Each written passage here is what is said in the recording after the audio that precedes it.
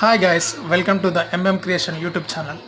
పొద్దుగా లేవగానే మా ఫ్రెండ్ గారు ఉండి ఈరోజు కొండగట్ట అంజనా స్వామి టెంపుల్కి వెళ్దాం రా అన్నాడు. అరే ఎందుకురా అని అన్న.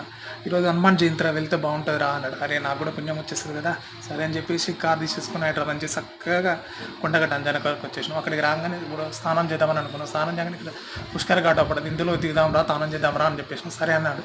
అనగానే ఇళ్ళకి దిగాను చల్లగా వాటర్ బాగున్నవి, తొందరగా స్నానం చేసేసుకున్నాం. స్నానం చేయగానే బయటకు వెళ్ళగానే మళ్ళీ ఉడకపోతే వస్తుంది. అబ్బా ఏం చేయాలని చెప్పేసి ఇక్కడ మర్రి చెట్టు పడదు, మర్రి చెట్టు దగ్గర పోయి నిలబడడం సొడబండి అతను వచ్చిన సొడబండి రాగానే ఒక సొట తీసుకుని చల్ల అక్కడ మీద తాగానే దర్శనానికి లేట్ అవుతున్నా అని చెప్పేసి తొందరగా వెళ్ళాలి, మళ్ళీ ఇక్కడ పబ్లిక్ బాగుంటుందని చెప్పేసి తొందరగా గుడి లోపలికి వెళ్ళాం. గుడి లోపల వెళ్ళగానే అక్కడ చలవపంది లోపలి అక్కడ ఆగుదామని అనుకున్నాం.